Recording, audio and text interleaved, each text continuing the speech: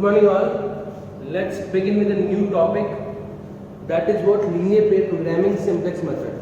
देखो ये बहुत बहुत बहुत इम्पोर्टेंट मेथड है एग्जामिनेशन पॉइंट ऑफ व्यू से.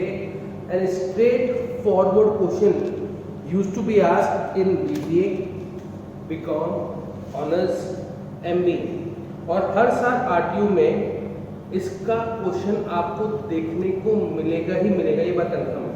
ठीक है.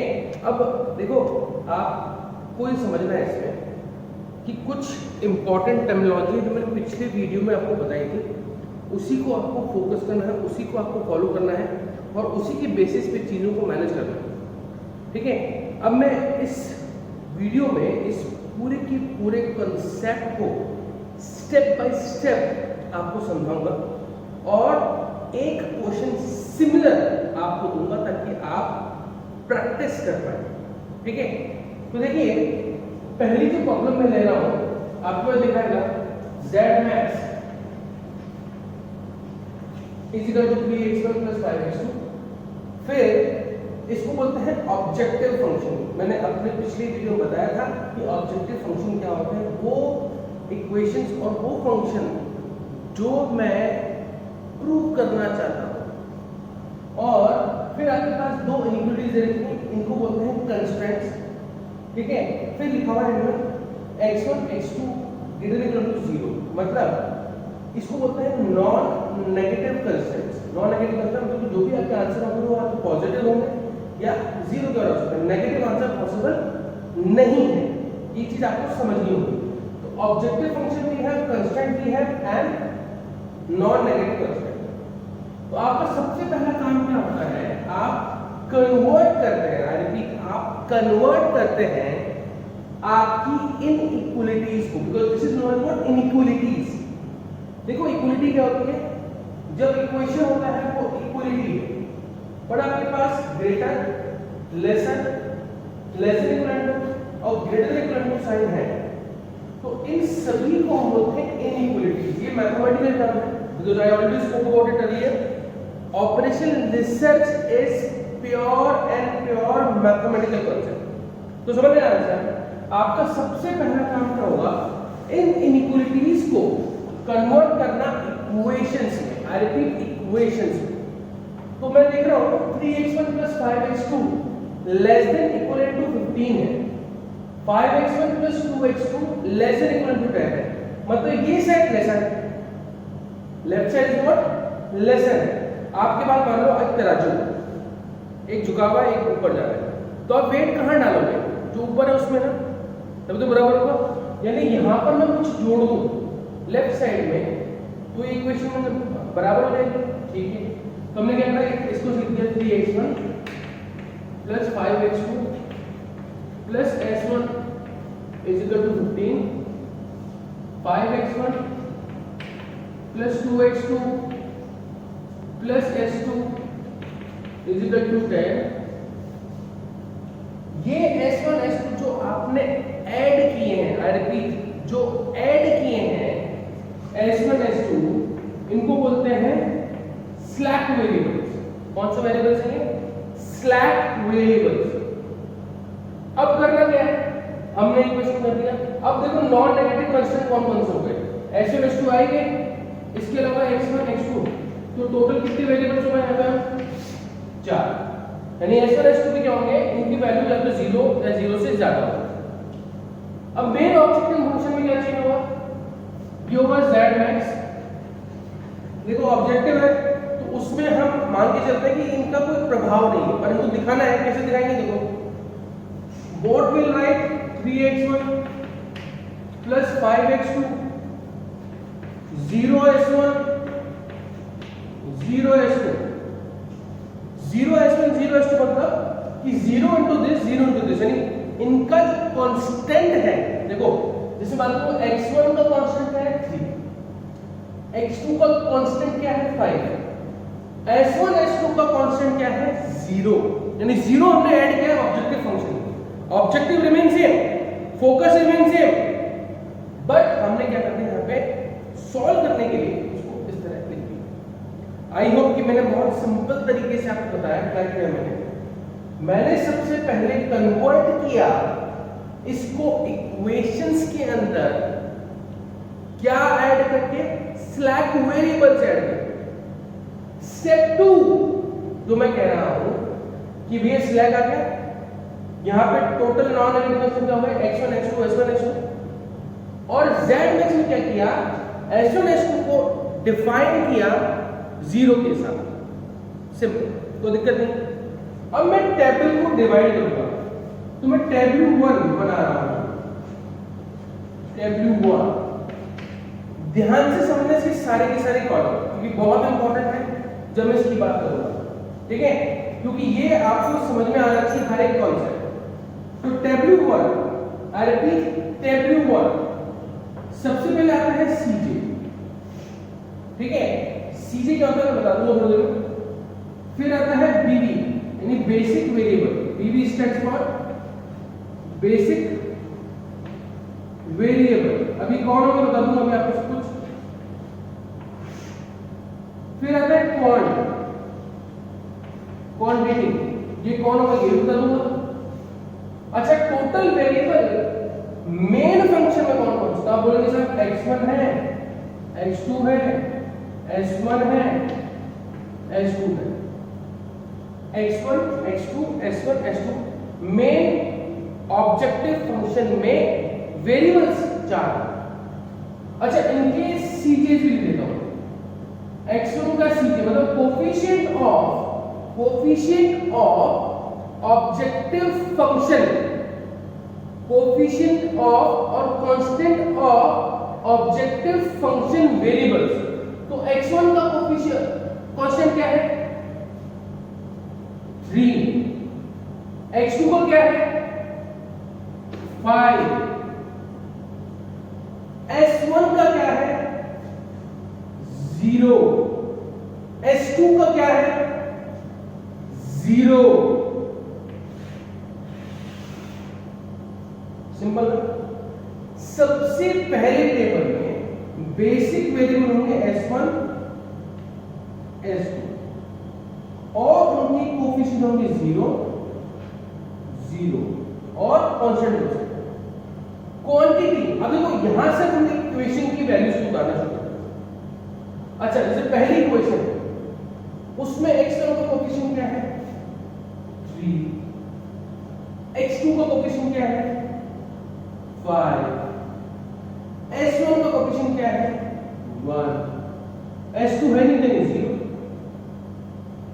ऐसे यहां पे क्वांटिटी यानी इक्वल के उधर जो नंबर है वो क्वांटिटी होता है। ओके, सिमिलरली सेकंड लाइन में x1 का क्या है 5, x2 का 2, s1 का 0 और ये 1। यहां पे क्वांटिटी क्या है 10। सिंपल, कोई बहुत बड़ा टास्क नहीं बताया मैंने, बस मैंने जो वहां जो मैंने कन्वर्ट किया था उनको तमीज से यहां लिखा। This is the way we used to write. देखो, अगर मैं मैथमेटिकली जाऊं, ये एक आइडेंटिटी मैट्रिक्स बनती है। देखो 1 0 0 1, 3 में 1 1 0 1 0 0 0 1 0 0 0 1 बनेगा।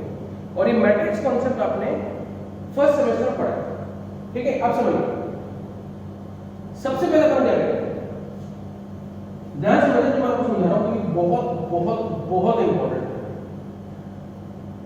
आई होप कि हर एक स्टेप आपको क्लियर हो गया हो। मैंने क्या किया, सबसे पहले इनइक्वालिटीज को कन्वर्ट किया इक्वेशन के अंदर। स्टेप 2 में क्या किया, मैंने ऑब्जेक्टिव फंक्शन में बदलाव किया। स्टेप 3 क्या किया, मैंने टेबल ड्रॉ किया। जैसे कि पहले टेबल में बेसिक वेरिएबल कौन होंगे s1 s2 और यहां की सीजनिंग कोफिशिएंट क्या है या कांस्टेंट क्या है 0 0। इक्वेशन को ऐसे कैसे लिख दिया, जैसे कांस्टेंट 1 है, कांस्टेंट 1 है 3 5 1 0 क्योंकि s2 नहीं है, 5 2 0 1 क्योंकि s1 नहीं है, इसलिए उसको 0। और क्वांटिटी में जो इक्वेशन के उधर जो नंबर लिखे हैं हमने स्ट्रेट फॉरवर्ड लिख दिया। आई होप कि हर बात आपको प्रॉपर तरीके से समझ में आ गई होगी। मैं बहुत धीरे बहुत प्यार से आपको समझाने की कोशिश कर रहा हूं। अब देखिए, अब होगा क्या, सबसे पहले हम निकालेंगे, समझिएगा, फर्स्ट वी कैलकुलेट Z, क्या बोला मैंने, Z से क्या होता है समझ ध्यान से। ये जो कोफिशिएंट है, यहां जो कांस्टेंट है, इनको आप इन कॉलम से मल्टीप्लाई करो तो ऐड करो। So 0 into 3 0, 0 into 5 5, तो कितना हो गया, ये हो गया आपके पास 0, क्योंकि 0 plus 0 0, 0 into 5 2 into 0 0, 0 into 1 0 into 0 0 0। अब आप बोलेंगे सर ये तो सब 0 है ना, आप निकाल के दिखा रहे हो। भाई यहाँ पे पहली टेबल में यूजुअली सभी 0 आते हैं। Now step next. What we calculate, we calculate Cj minus Z. That is known as what? Net evaluation. This minus this. It's what? 3 minus 0 3. 5 minus 0 5. 0 minus 0 0. 0 minus 0 0. Any doubt on this one? Simple है, मैंने कुछ नहीं किया, यहां से इसको Cj minus Z। अगर यहाँ पे नेट, इसको बोलते हैं NER, नेट एवोल्यूशन को, यहाँ पे अगर सारे नेगेटिव नंबर आ जाते तो I stop here only and this is what the best physical solution होता है। पर क्योंकि एक भी बात की जाए, यहाँ पे एक भी नेगेटिव नहीं है, तो हम इसको आगे प्रोसेस करेंगे। अब हम चेकेंगे नेट एवोल्यूशन रो में सबसे बड़ा नंबर कौन सा है, 3500, तो सबसे बड़ा कौन है, 5। दिस 5 के करस्पॉन्डिंग जो कॉलम है उसको हम बोलते हैं की कॉलम। क्या बोलते हैं, की कॉलम या एंट्रिंग कॉलम, ठीक है। इसके अकॉर्डिंग जो भी की कॉलम के नंबर्स हैं, जो भी की कॉलम्स के नंबर्स हैं, उसका हम डिवाइड देंगे क्वांटिटी। तो ये टर्म आएगी नोन एज व्हाट, रेशियो। तो 15 divided by 5, that is what, 3। 10 divided by 2, that is what, 5। 3 and 5। अब मुझे बताओ 3 और 5 में छोटा कौन है, तो आप बोलेंगे 3 लेसर है। यस, जो लेसर है वो ही हमारा क्या होगा, एंट्रिंग रो। ये हो गया हमारा एंट्रिंग रो। Got it? अच्छा, एंट्रिंग रो और कॉलम किस पे मिल रहे हैं, इस पॉइंट पे। इसे बोलते हैं हम की फैक्टर या की एलिमेंट। और की एलिमेंट, अरे ना मैं फिर समझा रहा हूं, मैंने Z से कैलकुलेट किया, तो Cj इनटू कॉलम, हर एक कॉलम का मैंने Z से कैलकुलेट किया, और फिर फाइनली Cj मतलब Z से। जो हाईएस्ट नंबर है वहां से मैं एंटर करेंगे। अच्छा, अब आप डाउट आएगा सर, दोनों अगर मान लो टाई हो जाए तो किसमें करना है, फिर आप कहीं से भी एंटर कर सकते। क्या हम एंटर हो गए। एंटर होने के बाद जो भी करस्पॉन्डिंग कॉलम है उसके एलिमेंट्स का डिवाइड दी क्वांटिटीज, ये आ गया। इन दोनों में जो मिनिमम, या जब तीन होंगे तीन इक्वेशन करेंगे, जो मिनिमम वहां से हम एंटर करेंगे। जिस पॉइंट पे की कॉलम और की रो अटैच है या एंटी रो अटैच है, उस पॉइंट को बोलते हैं हम की फैक्टर या की एलिमेंट। यहां तक कोई डाउट हो तो बताओ, किसी तरह की कोई समस्या हो तो देख लो, और ये वीडियो को 4-5 बार आगे पीछे करके देखते रहो ताकि आपको किसी तरह का कोई डाउट नहीं है। ये जो है ये टेबल 1, अब हम ड्रॉ करेंगे W2, क्या बोला हमने, W2 यूजिंग W1। ठीक है, अब करना क्या होगा, चलो आगे डिस्कस करते हैं। या तो डाउट नहीं है, एक बार फिर से सॉल्व करो सब कुछ।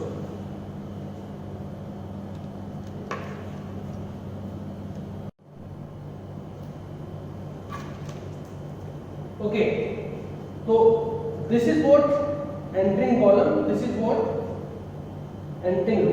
अब देखो ध्यान रखना, अंदर कौन आया, तो यह x2 will be entered as a basic variable and who will be going out, will be s2। तो नए टेबल में क्या होगा, मैं W2 ड्रॉ करूंगा, W2। ठीक है, चलो करते हैं। ओके, सबसे पहले वही सीखे, अभी मैं सबको लिखते हैं बेसिक वेरिएबल, आप फॉर्मेट समझाओ बस पहले। Third is what quantity, then we have x1, x2, s1, s2।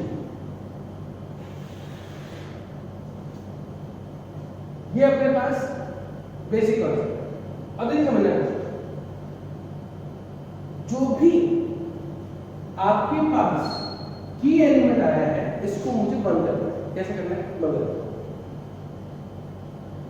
इसको बंद करने के लिए इस नंबर में मैं 5 का डिवाइड करूँ, 5 को तो मुझे बंद करना है, तो क्या करूँगा, मल्टीप्लाई या डिवाइड किससे करूँ, ये बंद हो जाए, तो that is not five.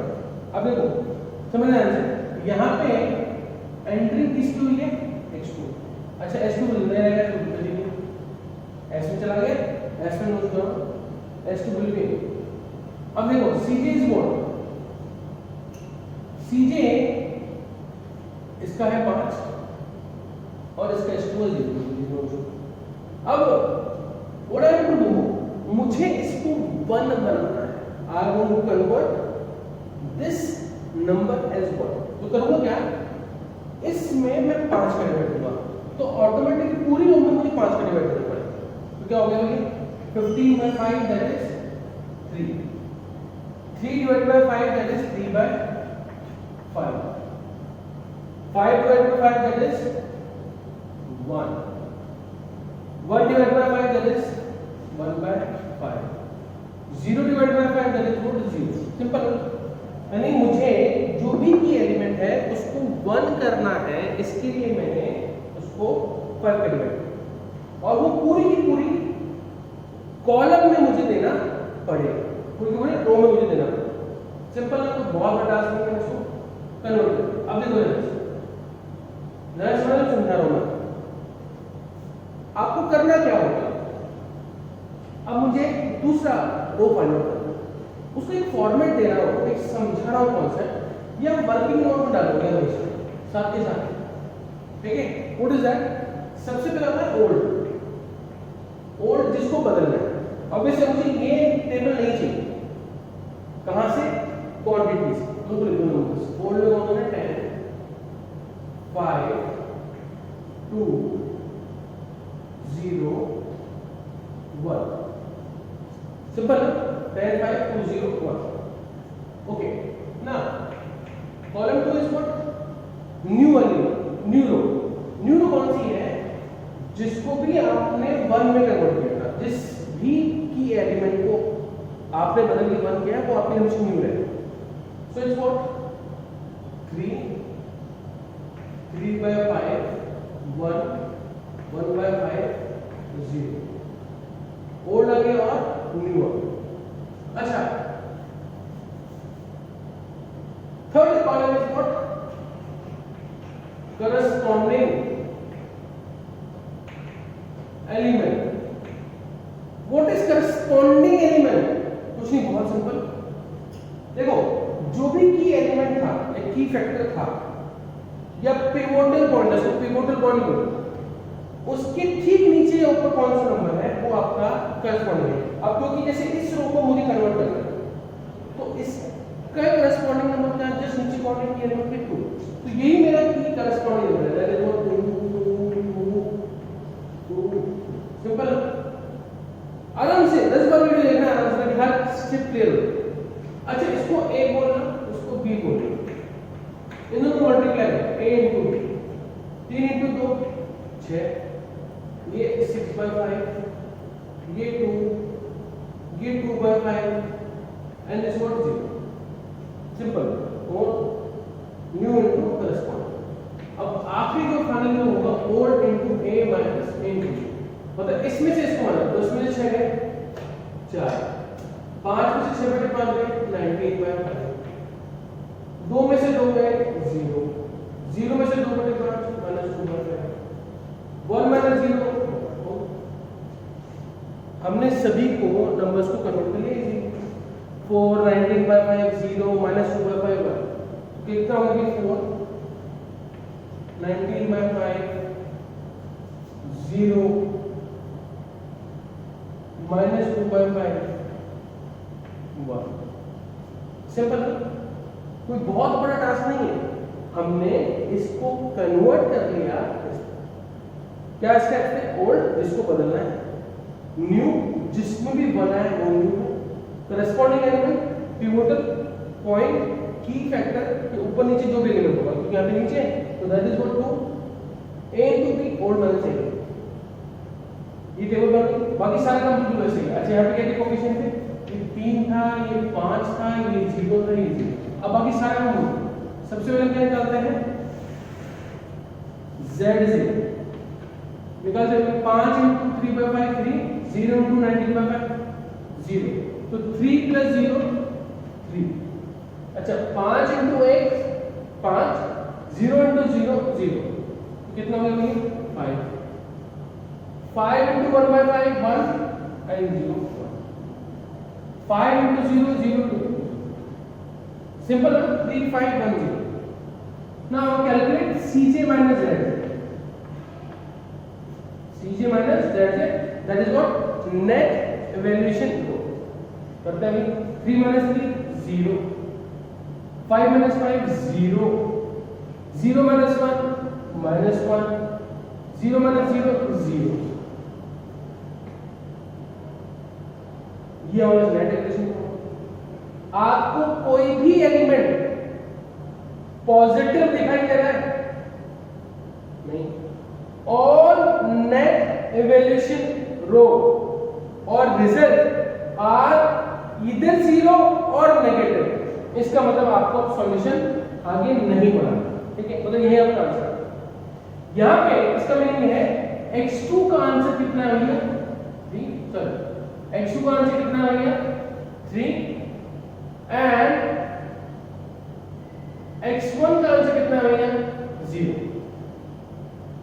x2 is what 3 and x1 is what I following you. So this is what the final answer we receive. Any doubt on this point? Simple है. यहाँ तक कोई डाउट कुछ शंका? यानी यही जो नंबर्स है, यही जो पॉइंट है, ये आपके फाइनल आंसर है. तो हम क्या बोलेंगे? x1 value is what 0 and x2 is what 3. ये मेरा फाइनल आंसर. और इसको आप कहां फिट करोगे? मेन इक्वेशन में. अच्छा मेन इक्वेशन क्या है आपको याद रहेगा? That is what 3x1 plus 5x2. Okay ten 3 into 0 5 into 3. तो फाइनल आंसर इज व्हाट 15.